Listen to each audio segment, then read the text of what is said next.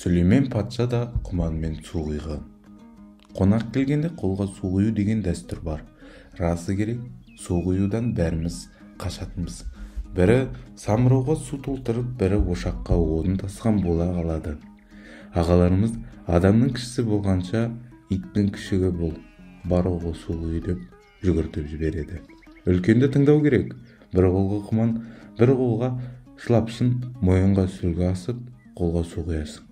Оның да өзінің тәртібі бар. Әкеміз анадай жерде тұрып, су етектен бата төрден деген оң жақтан бастап құй. Бір қолмен шүмегін ұстап тұр. Сарылдатпа, үзіп-үзіп 3 рет құй. Дәуріншісін қонақ сұраса ғана құй, деп бақылап тұратын. Суды не үшін үзіп құятынын да ези келе білдік. Әдетте қайтқан кісінің денесін жуындырып, мейрам суын құйған кезде ғана ожаудағы су таусылғанша үзбей құяды екен. Су құйып тұрып, қолын неге далада жуа салмайды?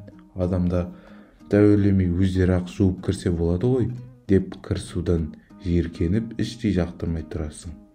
Қариялар, молда бол, үлкен жігіт бол, көп жаса, қатарыңнан алды бол, деп алғыс айтып батасын беріп жатады.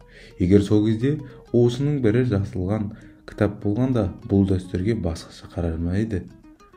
Қолға су құюға таласа тармаса асығар ма еді? Кім білсін. Қазақ халқында үйге қонақ келгенде жас баланың қолына құман беріп, мойнына сүлгі асып, ас ішердің алдында қонақтардың қолына су құйғызатын дәстүр бар. Аңыз бойынша бұл дәстүр Сүлеймен пайғамбардан қалған деседі. Дәуіт пайғамбар 30 ұлынан айырылған соң қайғыдан қан жұтады. Ұлық Алла оны жұбату үшін оған тағы бір ұл сыйлайды. Дәуіт ұлды болардың қарсаңында Жібірейіл періште уахи әкеледі. Әй Дәуіт, ұлық Алла саған бір ұл нәсіп етеді. Бірақ шарт сол. Ол баланың қызығын 9 жыл ғана көресің. Осыған ризасың ба дейді. Дәуіт іштей қынжылса да, Жаппар иемнің әміріне не қылса да ризамын деп келіседі. Көп ұзамай Дәуіт ұлды болып, есімін Сүлеймен деп қояды. Дәуіт патша болғандықтан оның сарайын күн сайын жүздеген адам қонаққа келеді. Сол кезде 7 жасар Сүлейменнің бір қолына құман, бір қолына сүлгі ұстатып, сарайдың алдында қызметке қояды. Баланы күні бойы кірген шыққан қонақтардың қолына су құйып, алғысын алады. Оның адал қызметіне риза болған қонақтар ғұмыр жасың ұзақ болсын, Құдайдың сүйікті құлы бол, басыңнан бақ, астыңнан тақ кетпесін, әділ патша бол, екі дүниенің сырын біл, дұшпаныңа қатал, досыңа адал бол, ғалым бол деп 99 түрлі тілек айтып бата береді екен. Арада 15 жыл өтеді. Сүлейменнің бұғанасы бекіп, қабырғасы қатайып, ойы да бойы да өсіп азамат болып ер жетеді.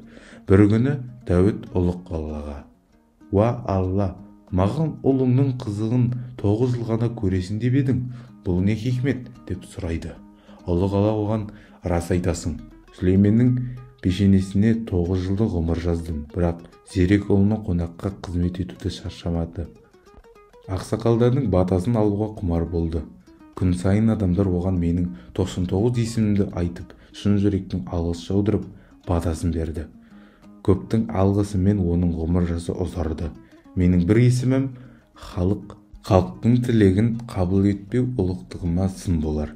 Бүгінге бастап Сүлейменге 99 түрлі мұғжиза берем. Жердегі бүкіл тау-тас, аңғыс 18 мың ғаламға патша қыламын» деді. Содан бастап Сүлейменге дарымаған керемет қалмапты деседі. Осыған орай Сүлейменде су құйған, су иесі Сүлеймен деген сөздер ел арасында таралыпты. Қазірде қазақ халқы үйге қонақ келгенде жас баланың қолына құман мен сүлгі беріп, үлкеннің кісілердің батасын ал деп су құйғызады. Бата менен ел көгерер, жаңбыр менен жер көгерер деп тәмсіл сөз Сүлейменнен қалған екен.